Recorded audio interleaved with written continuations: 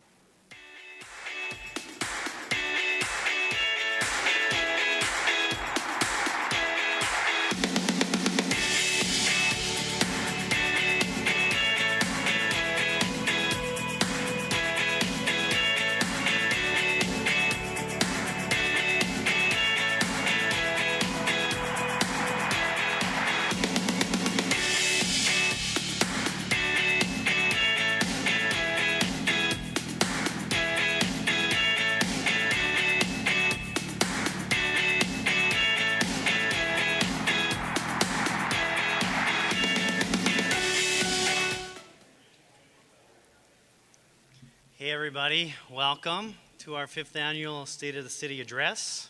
I'm excited to be meeting in person. It's been a long time. This is our first live event since the pandemic started. So it's also a pretty exciting day. It's the debut of my motion picture event. So I got a call last week from Dr. Gander, and he asked, hey, I'm looking for a star to star in this new movie. And I was like, well, I mean, I've done a lot of radio interviews, but I could consider the motion picture. I mean, I could consider that. So we met last week, and we had a full entourage, all the cameras. They were following us around. It was pretty cool. I mean, I had some acting classes in the past, but I wasn't prepared for, the weight that would be carried on my shoulders. But anyway, I'm excited that you get to witness it today. And yeah, I guess that's right. Mayor, State of the City. Let's get into that. Let's talk about that a little bit. I'd like to introduce our mayor. It's my pleasure to introduce Steve Gander. He's a native of East Grand Forks, Minnesota. He attended school in East Grand Forks and the University of North Dakota and the Illinois College of Optometry in Chicago, Illinois. He graduated magna cum laude in 1987.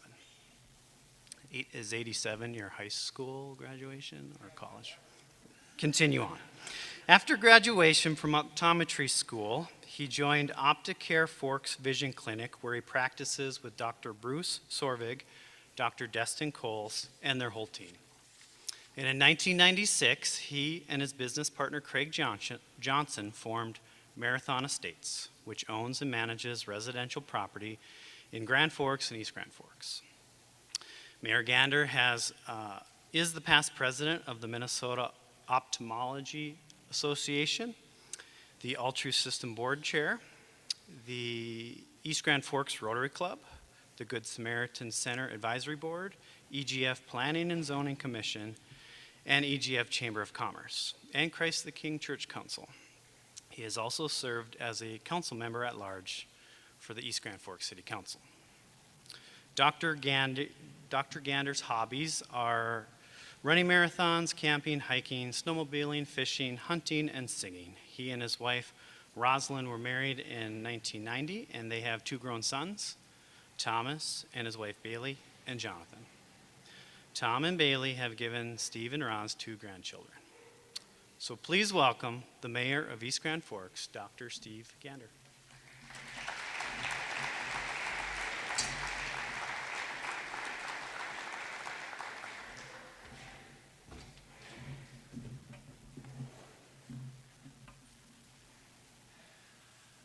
Thank you for that welcome.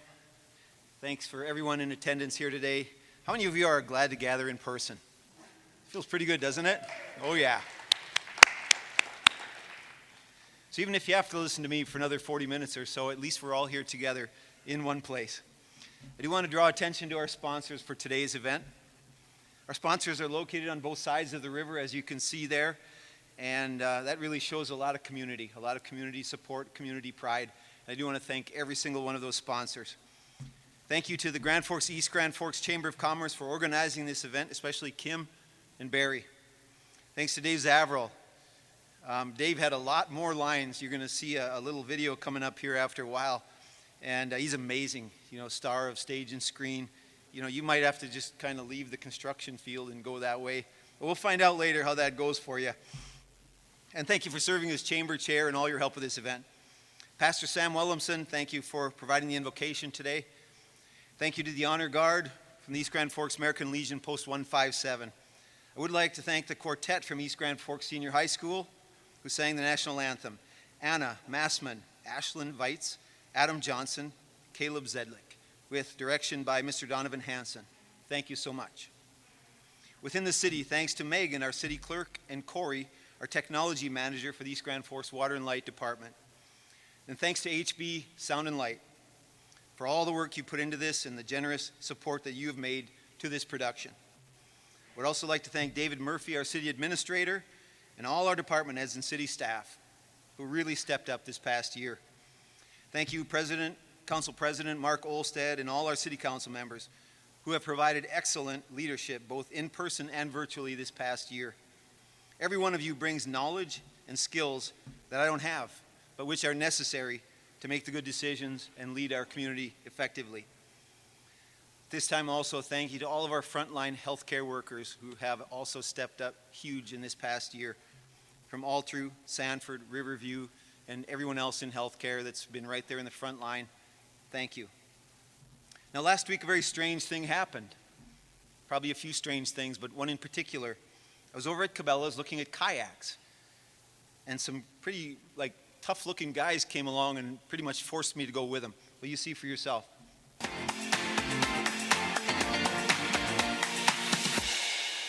Oh, would you look at this? I need this kayak.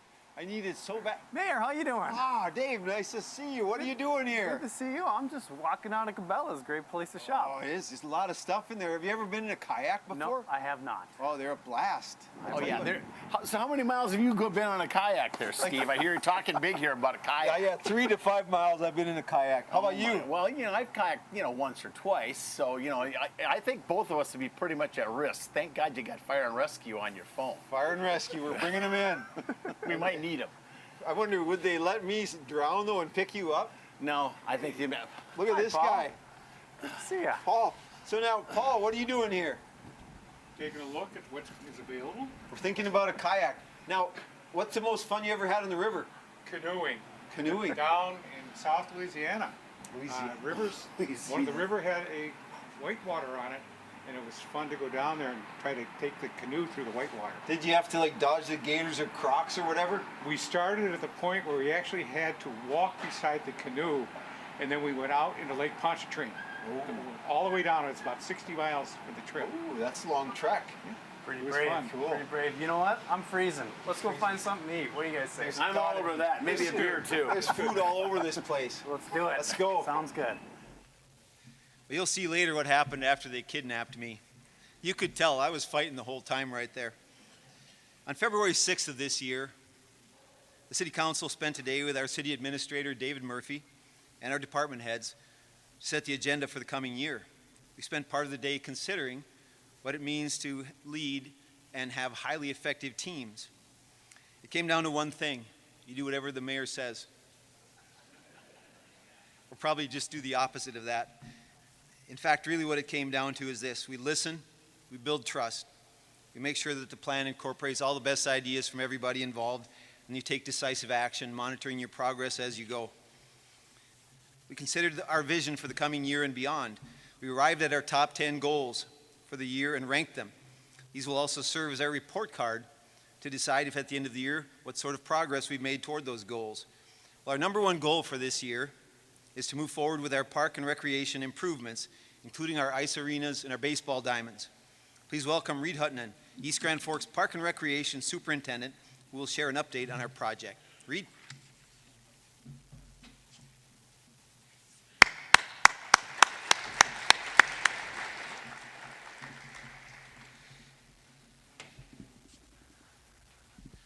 Well, thank you, Mayor Gander.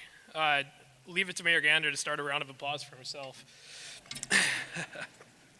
It's quite an honor to be invited to speak here today on behalf of the Parks and Recreation Improvement Projects, and I hope through the next few minutes you'll gain a better understanding of the great pride we have in our community and the important investment that we need to make to update these great facilities we have. A dream come true, made possible by you. The quote is on the cover of the 1974 dedication of this very Civic Center. A dream come true for our community, with a priority on serving our youth. Nearly 50 years ago, a group of civic-minded individuals and business leaders saw a need for our community. That need was an indoor civic center to meet the growing demands of our children. The top priority, to provide a safe and controlled environment for the youth to grow, play, and learn. Without this vision to invest in our youth, it's safe to assume that none of our sports facilities would exist today.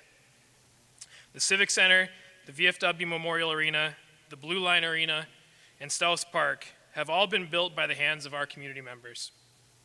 Wherever you go in our city, you hear stories of family members and neighbors donating time, labor, or materials to build these great venues. And serve our youth? They absolutely have. Serving as a playground to grow through numerous sporting and special events. Today, our community is faced with a challenge.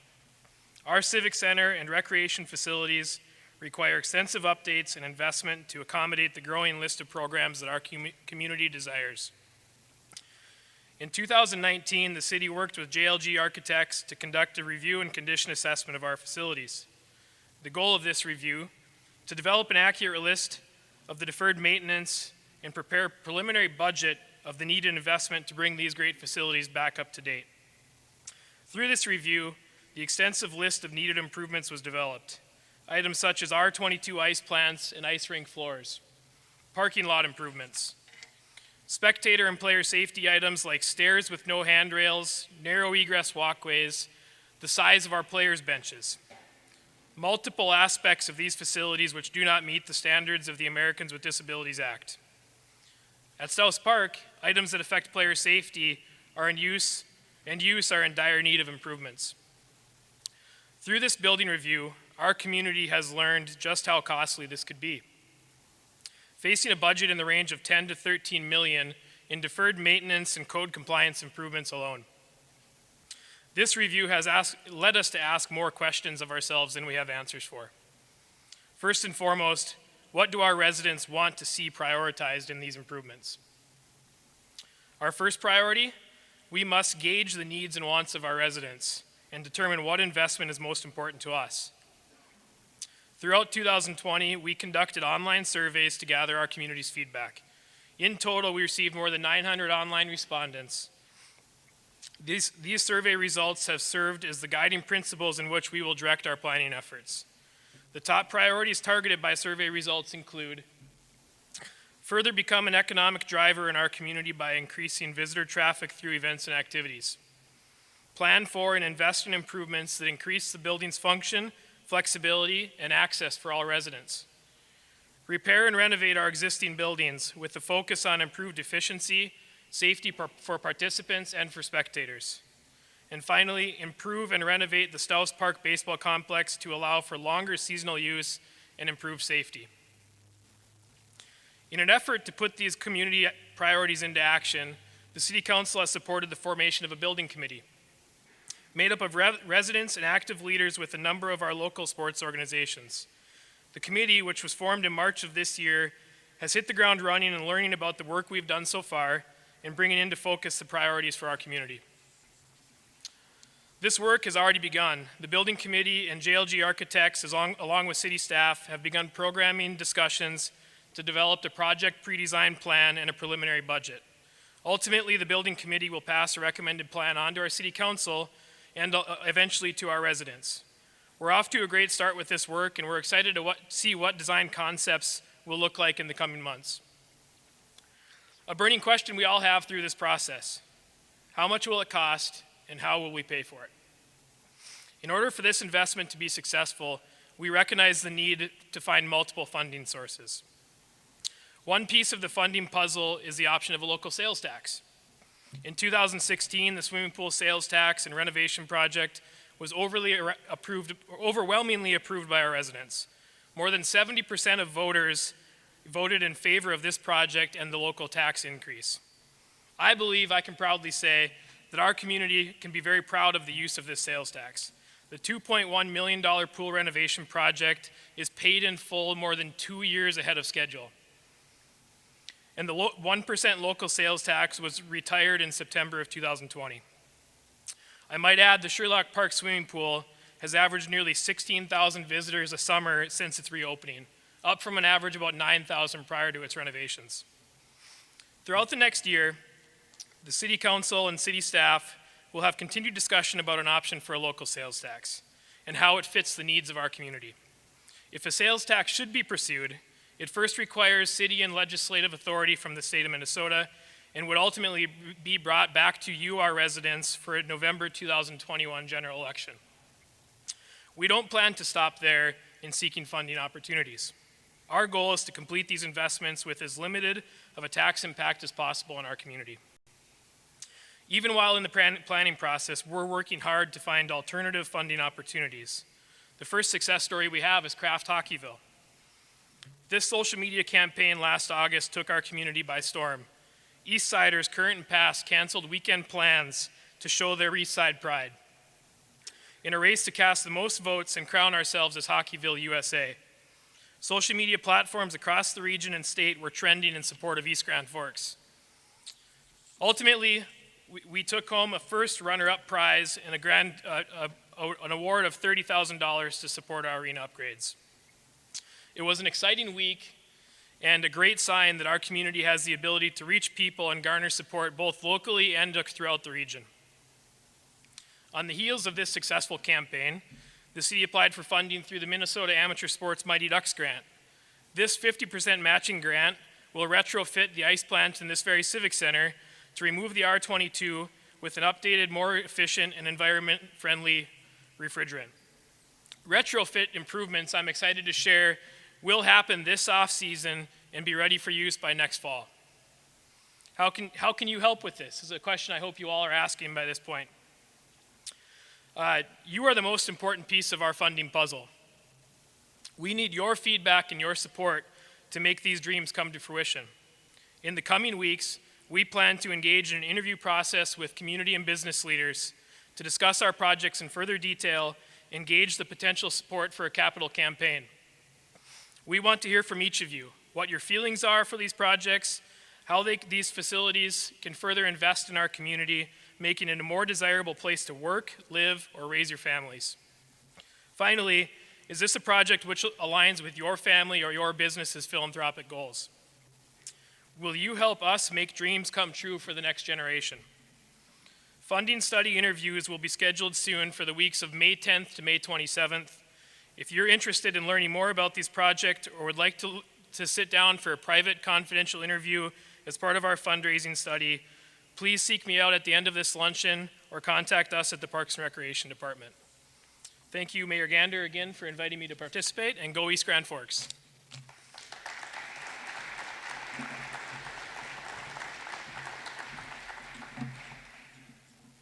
Thank you so much, Reed, for you and all the volunteers that you help and oversee, and all your staff.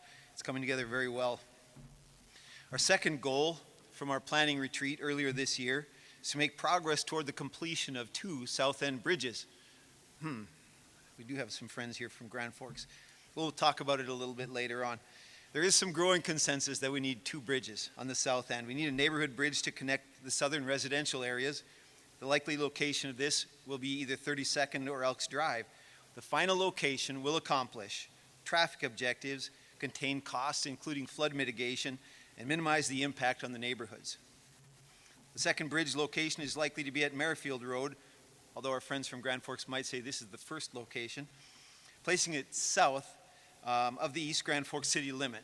The bridge will handle commercial, agricultural, truck, and other traffic. The need for these bridges has been identified for over 25 years. We will work with the MPO, City of Grand Forks, both counties, the 2 states, and the federal government for funding and certainly for approval for all these bridges. The third goal for the year is to take care of our pavement in our city streets. We have identified areas in disrepair. We are working on repairs and plans to get the projects completed. This happens to be 20th Street and 5th Avenue Northwest. Definitely needs major work. Pretty sure it's bad when trees start growing in your pavement. Pretty sure that's never a good thing. 10th Street Northeast along the southern edge of the industrial park is broken up and should also be extended further to the east to allow for further development of our industrial park and to serve the businesses already located out there. We've identified costs for these projects with several alternatives, and we're working through funding scenarios to get them done. Don't worry, I'll talk roundabout you guys, don't worry. Just idle down. Our fourth goal for this year is to enhance our business community. We are focused on business retention and expansion. We're looking at the retail sector, including filling vacant retail spaces. There are some positive developments in this area. Grand Trailer Sales has taken over the space previously held by the Dollar Store. And in addition to that, we have some strong interest in the former Shopco space and the former Pizza Hut building. We are in the early stages of planning further development of our industrial park, as well as partnering with businesses already there for their expansion. And of course, we always need to recognize American Crystal Sugar Company, our #1 employer, along with all the other agribusinesses in this area. Our fifth goal is to keep our financial reserves on target. About 10 years ago, our financial reserves had fallen dangerously low. And for the next 5 years, the council, without me there yet, worked really hard to rebuild those reserves. They did great work and set the reserves back to the targeted amount. Now, for the last several years, including the strange year of 2020, we've kept our reserves at and above the target that we've set. And that means, of course, that we can hold taxes at a fair level, which is about the rate of inflation, about 2%. Our sixth goal is to make Bigland Road improvements. This will include improving pedestrian safety at 13th Southeast, improving access for motorists, especially where Bigland intersects Reinhardt Drive, and at 13th Street. This is likely to include some combination of traffic lights and/or roundabout. 2021 will be a planning year for these projects, with construction hopefully getting underway in 2022. Our seventh goal is to focus on entry-level housing. I believe that 2021 will be a kind of a tough year for this. We know that building materials nationwide have gotten a little bit higher priced, and so really making much progress on this one will be difficult. But if it is to work, I believe it's going to take a public-private partnership of sorts, where on the public side we can identify some parameters of what these entry-level homes might look like, and then bring in contractors and local materials vendors to get that done. It's worked well in the past, it's worked in other communities, and it would be our hope to bring that sort of thing back at some time in the future. Our eighth goal is to maintain and enhance our greenway. One positive thing that came out of COVID is a huge increase in the utilization of our greenway and trail system. People are realizing what a great feature it is in our community. We're doing a mill and overlay on sections of our trail system this year. We're scheduled to install a kayak launch, kind of like the one they have over in Thief River Falls. Kayaking is amazing. If you haven't done it, it's one of the most peaceful ways to enjoy the river. I've been up and down that river on snowmobiles, on a fishing boat, dirt bikes along the trail, and there's something about just coasting along in a kayak that's about as pleasant as you can get on a summer afternoon. Encourage it. We're working with the DNR to find replacement of our boat launch and to fund that. Our boat launch is broken down. There's bits of rebar poking out through the concrete. Definitely in need of replacement. This one will take a while. 10 and 15 years ago, and 20 even, we had some assurance from the DNR. That kind of came and went, and we'll get it revved back up again. They have some new funding sources that we could be able to use. We're working on overall improvements to the Greenway, particularly in the Griggs Park area. Our 9th goal is to provide assistance to businesses impacted by COVID. The reason this one is way down at number 9 is basically to complete programs that we've already begun, and we will finish those and hope that COVID doesn't have to surge again and we don't have to come with another round. If it does, we'll be ready. Our businesses really matter to us as the City of East Grand Forks. Our 10th goal is to restore losses in local government aid. LGA is our dollars sent from the state to cities like us. It's used to offset local property taxes, and when they cut LGA, either we have to cut expenses, which is difficult if you've already been cutting, and then also probably raise taxes to cover the loss of that. And better yet, let's just keep the LGA at the fair level where it should be. Now, I told you earlier that some guys dragged me away from Cabela's last week, and I should show you proof of that. Watch this.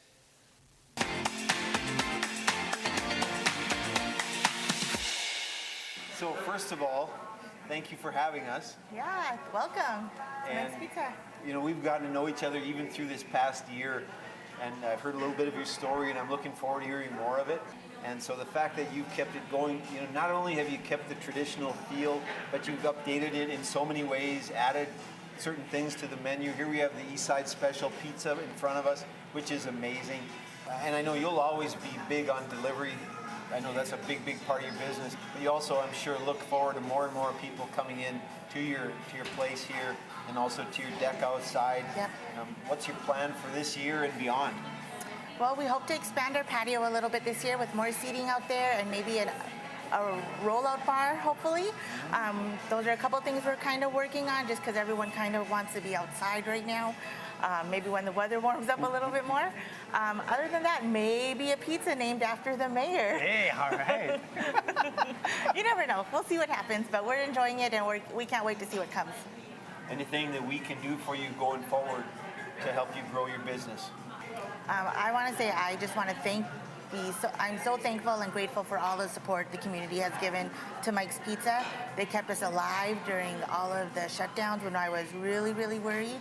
And we're just so thankful, and we can't wait to see what happens. We can't wait for foot traffic to come back downtown and walking the Greenway and people out there. And hopefully we have more events downtown that will bring some people down and out and see what happens. And I want to say thank you for all the other businesses supporting us too. I really enjoy this community, and I'm glad that we're still in it, and I just love being part of it. So we're glad to be here too. Mike's Pizza was one of our favorite hangouts after junior high dances, and that was just a couple of years ago, right, Roz? And the pizza is better than ever. Check them out. You know, amidst all the changes of 2020, the City of Grand Forks saw the end of Mayor Michael Brown's 20-year tenure and the beginning of Mayor Brandon Bochenski's time in office. I've had only good experiences working with Mayor Brown, who's always open and available for issues that our two communities face together. He had the attitude that what's good for one of the two communities is good for the whole region, and I agree with that. I can't deny that there is a friendly competition between the two cities, but because of that, we all grow and improve. Mayor Bochenski and I have gotten off to a great start. He brings a ton of energy and a proven history of accomplishment. He understands teamwork, and he can stand under the load when challenges present themselves. I look forward to working with him also in the future. We have a great working relationship with Grand Forks City Administrator Todd Phelan, Council President Dana Sandy, and the rest of the Grand Forks City Council. We don't agree on every item, but that would be impossible. We do maintain communication, and we do continue working toward common objectives. We are blessed to have the Grand Forks Air Force Base in our community. Their patriotism that they exhibit every day as they carry out their mission inspires us all. We stay connected with them through the Chamber of Commerce and through our sister city, Grand Forks. I do want to say thank you to Base Commander Colonel Cameron S. Pringle and all the airmen who serve our country right here among us. Colonel Pringle is a command pilot with over 2,000 hours of flight time in various aircraft. He has over 170 combat hours and combat support time flying in operations in Africa, the Balkans, Korea, and the Middle East. And I know that they're going to have a little change in some of what they're up to out there at the Grand Forks Air Force Base, but up till now and looking ahead, they've been the premier global hawk wing of the United States Air Force. The wing has over 1,400 airmen in support of all military operations. It also provides support for the Department of Homeland Security, Customs, and Border Protection. So thank you to everyone from the Grand Forks Air Force Base, to all members of the military in the United States, active duty, National Guard, reserves, and retired. Northland Community and Technical College is a comprehensive 2-year community and technical college offering 80-plus program options. Northland also has a liberal arts transfer program which offers students the first 2 years of their bachelor's degree. As of yesterday, Sandra Cadu has been selected as the new president of Northland. Previously, Dr. Cadu has served as Chief Academic Officer at Hazard Community and Technical College in Hazard, Kentucky. We look forward to working with President Cadu and the rest of the faculty and administration in the coming years ahead. The University of North Dakota is an invaluable resource for this whole area. UND's enrollment is now up around 13,500. UND employs almost 2,500 people from our region. UND brings many sports and cultural events to our community. We benefit greatly from having them here. On June 1, 2020, we all know that Dr. Andrew Armacost officially began his tenure as University of North Dakota's 13th president. Before becoming president of UND, Dr. Armacost served as the dean of the faculty at the U.S. Air Force Academy. With more than 30 years of active duty and 20 years at the Academy, Dr. Armacost served as the rank of Brigadier General and as the Chief Academic Officer for this nationally renowned institution. We are pleased to welcome President Andrew Armacost to our area. So, truth be told, it did not take much convincing to get me to check out the local places in our community. So here's our next stop.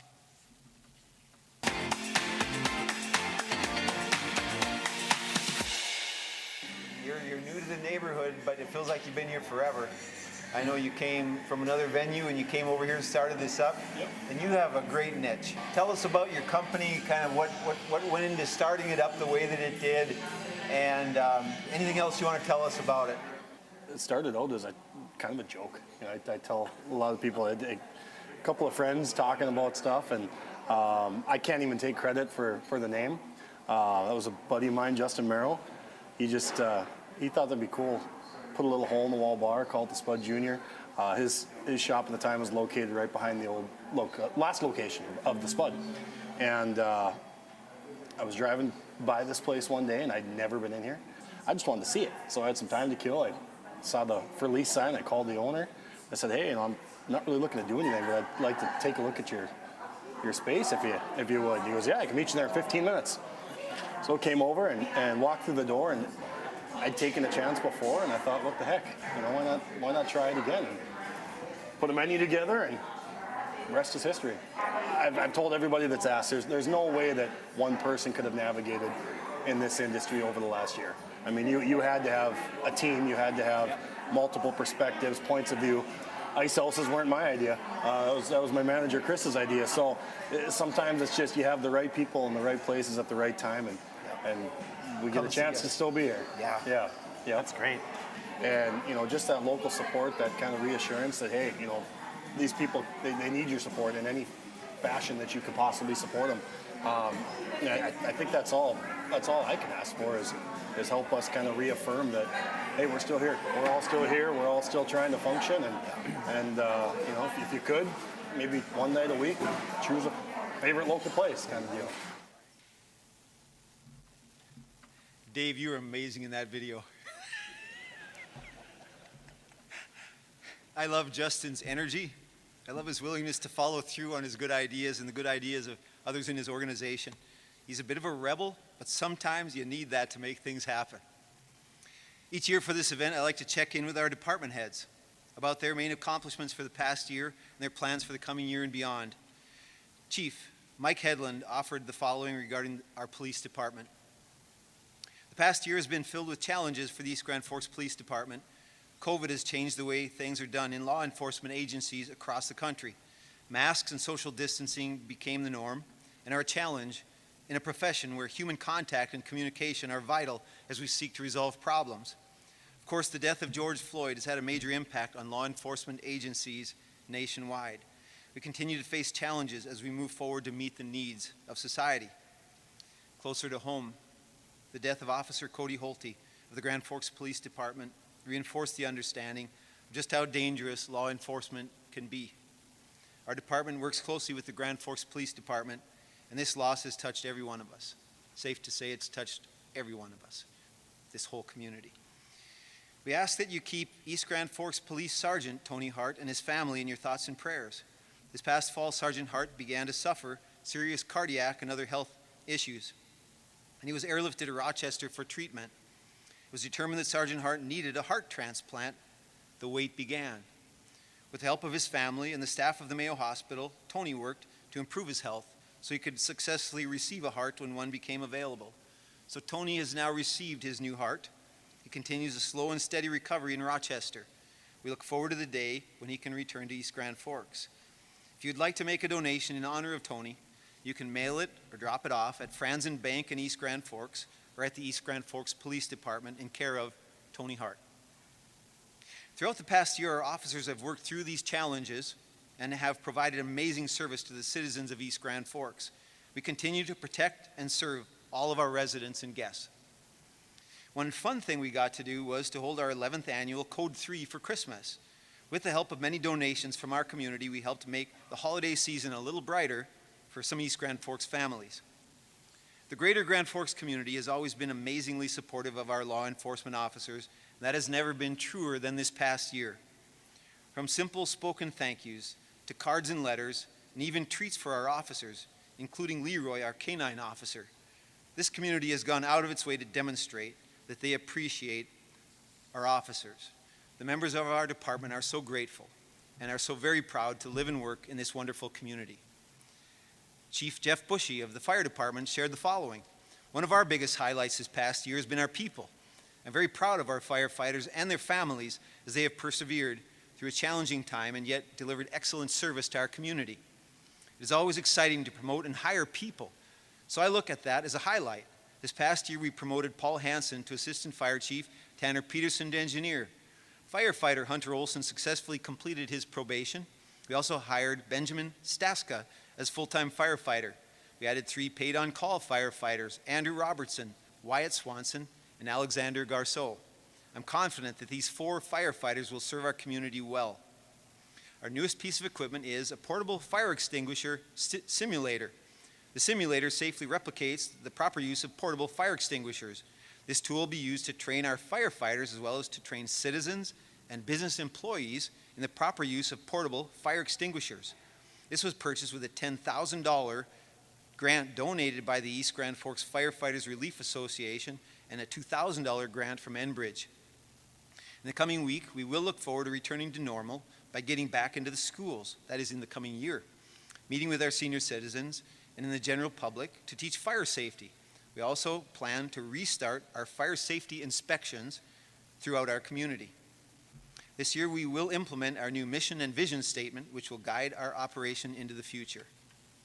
Our firefighters are healthy, prepared, and ready to serve. Keith Mickleseth, General Manager of the East Grand Forks Water and Light Department, shared, we have a 2020 Minnesota Municipal Power Agency wind turbine refurbishment. Back in 2010, wind turbines were installed in all MMPA member communities at a cost of about $500,000 each. These wind turbines generate power which is fed to the grid. They also serve as a demonstration and educational asset about wind power. Due to normal wear, our wind turbine recently had to be taken offline. This wind turbine in the last year was refurbished at a cost of about $175,000. This will extend its life for about 10 years. We also repainted our north end water tower. The last time that tower was painted was in the year 1996. In June and July of 2020, the north water tower was painted by Viking Painting at a cost of about $400,000. We were able to include the new Life Connected logo along with the Northland Community and Technical College logo and 2 American flags. It looks great. Nancy Ellis, City Planner, ADA Coordinator, Building Inspections, shared the following. First, we are updating our land use plan. It should be completed by the fall of this year. It's a guide for future growth for the city, and it allows our residents to impact how we want our city to look and feel out into the future. There will be additional opportunities for you to comment. We hope that you'll visit the Land Use Plan website for information at www.egfplan.org. City's area transit has continued to operate during COVID. We are thankful for state and federal support that enabled us to provide uninterrupted service to Grand Forks and East Grand Forks during this time. This year, we will update our transit development plan, which reviews our current service and looks at future needs. We will be seeking public input on this plan as well. So if you have any area where you want more bus routes, more frequent, maybe later hours, any of those things, this is the sort of thing that plan will take a look at. Number 3, our building inspections office has functioned well during the City Hall closure.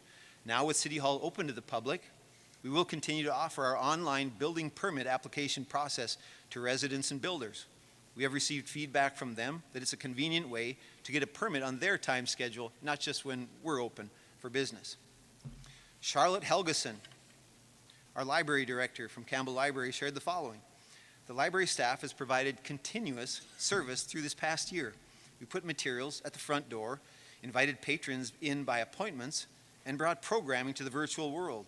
Our amazing patrons have shown appreciation through comments, donations, beautiful smiles, and in person behind masks and on screens. As we take each new step in opening our doors more and more, we keep in mind the safety of our patrons and our staff. Our plans for summer programming will be something different from the past and a lot of fun. Keep an eye out for the details, and we hope to see you all very soon. Carla Anderson, our finance director, shared the following. The finance department worked diligently with other departments on their financial needs related to the pandemic. We also worked closely with the EDA on getting CARES dollars allocated to the businesses in 2020 in compliance with all the program requirements. This year, we'll be helping and supporting the city on utilizing and distributing American Rescue dollars when they become available within the guidelines. Our finance department has once again been awarded the Certificate of Achievement for Excellence in Financial Reporting from the Government Finance Officers Association for its comprehensive annual financial report for the most recent fiscal year. Paul Gordy, our EDA director, had this to say.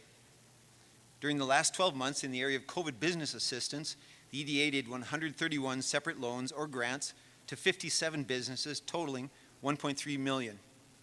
Of that amount, almost $1 million was in the form of grants or forgivable loans. This includes federal CARES dollars passed through the state, county, and city, along with $260,000 set aside by the city for this purpose.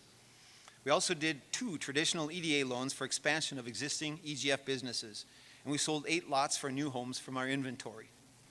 Upcoming plans for the EDA are continue working with businesses to recover from the impacts of COVID, facilitate business expansions and the filling of vacant spaces, continue working with retailers selling city lots, realtors, focus on workforce development, welcome people who are new to our community from other parts of the U.S. and from around the world.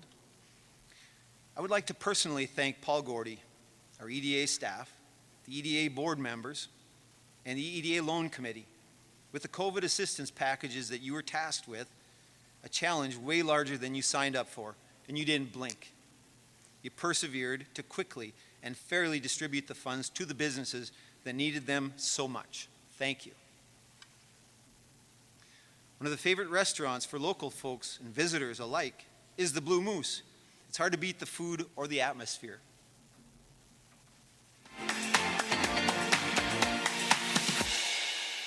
This place has quite a history. Do you want to tell us, kind of how did this place start and anything else you want to tell us about it?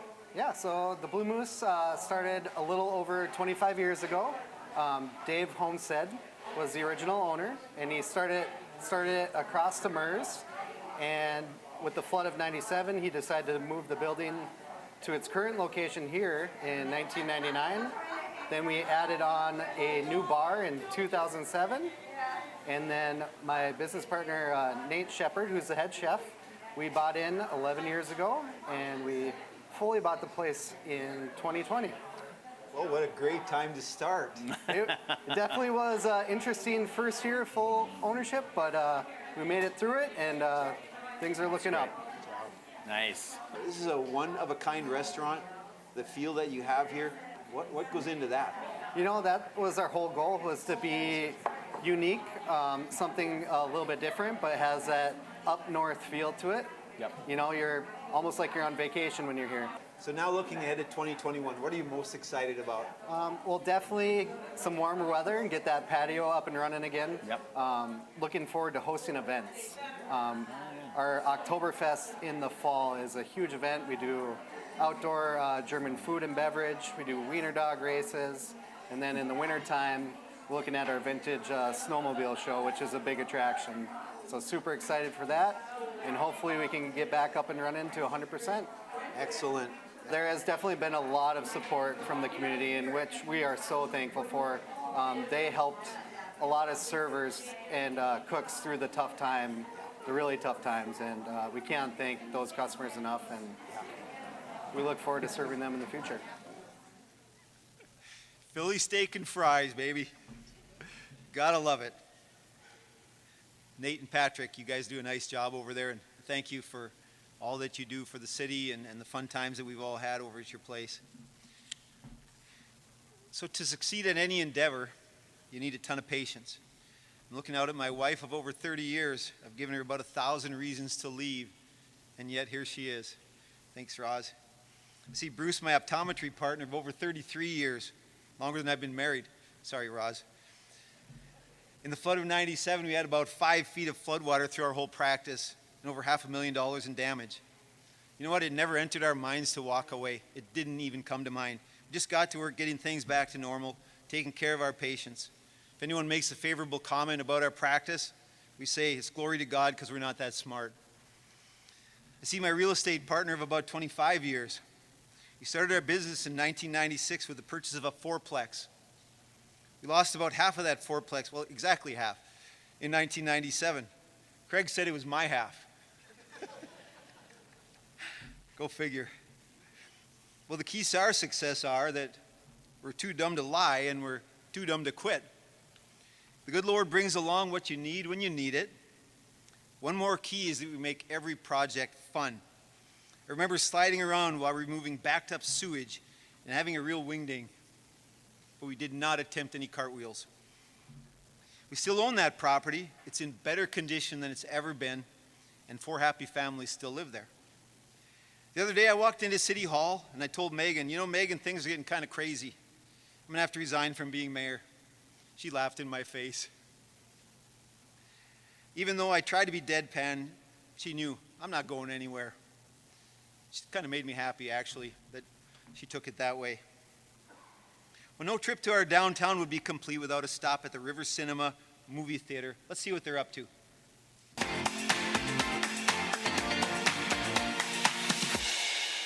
But no trip to the downtown would be complete in terms of a fun, enjoyable evening without a stop at the theaters. River Cinema. So here we are. Yes.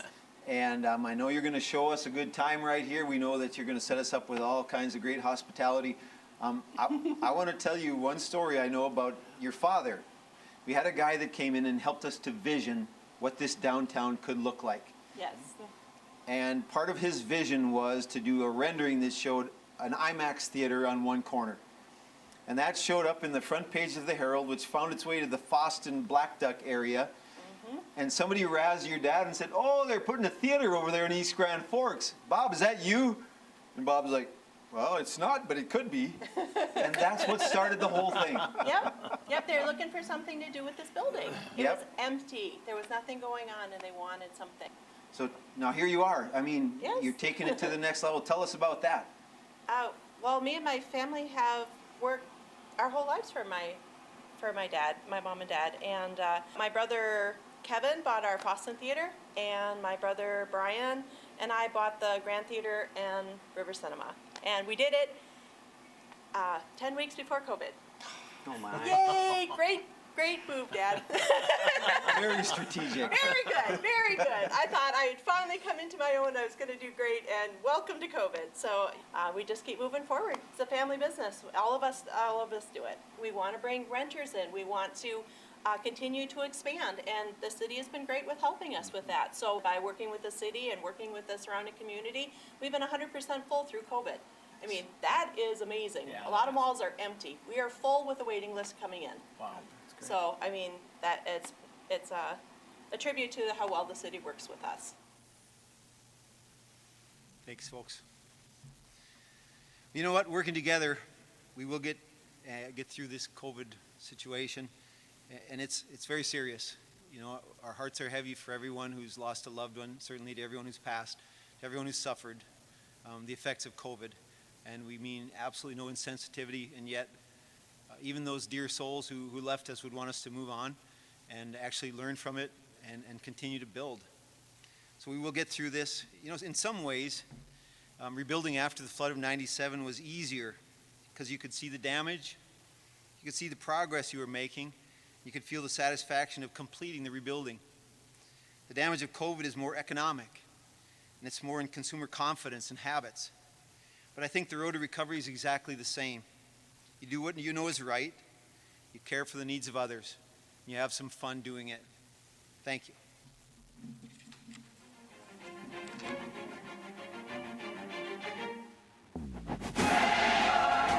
The tables have turned.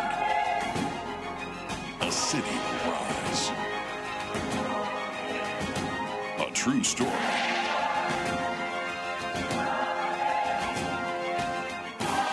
Leading a normal life. Coming soon. This film has not been rated.